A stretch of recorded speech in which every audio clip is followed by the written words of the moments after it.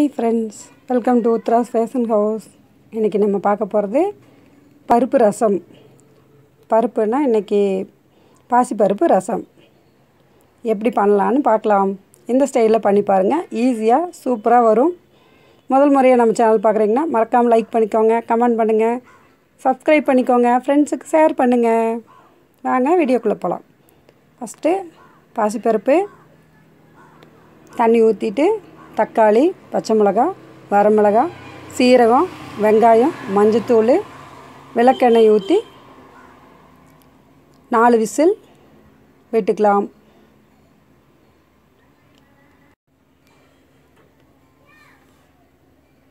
அதுக்கப்புறம் ரசத்துக்கு தேவையானதை அரைச்சிக்கலாம்.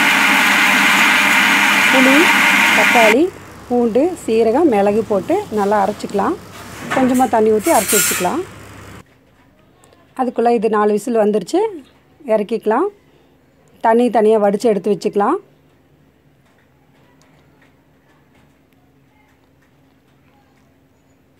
இந்த ரசம் ரொம்ப சூப்பராக இருக்கும். செஞ்சு பாருங்கள். தேவையான அளவு இதுக்குள்ள தண்ணி மிக்ஸ் பண்ணிக்கலாம். ரசத்துக்கு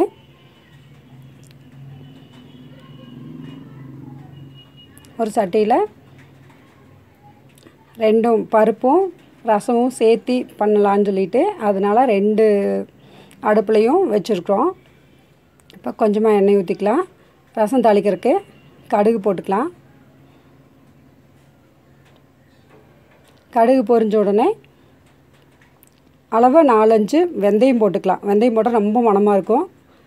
ஒரு மிளகாய், பச்சை மிளகாய் 1, வரமிளகாய் 1, கொஞ்சம் கருவேப்பிலை போட்டுட்டு அது பொரிஞ்ச உடனே ரசத்துக்கு அரைச்சி வச்சதெல்லாம் எடுத்து ஊற்றிடலாம். ஊற்றிட்டு தேவையான அளவு உப்பு போட்டுக்கலாம்.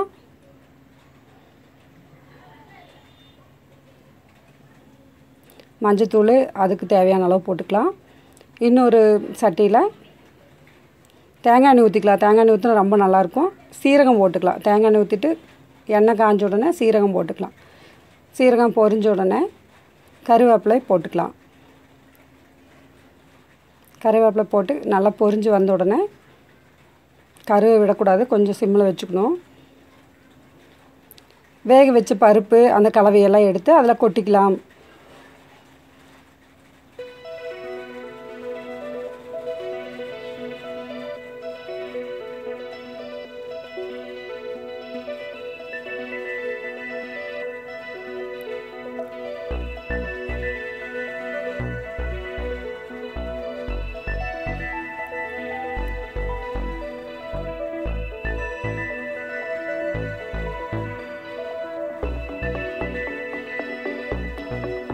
அதில் நல்லா நறுக்கி வச்ச கொத்தமல்லி தலையை தூவிக்கலாம்.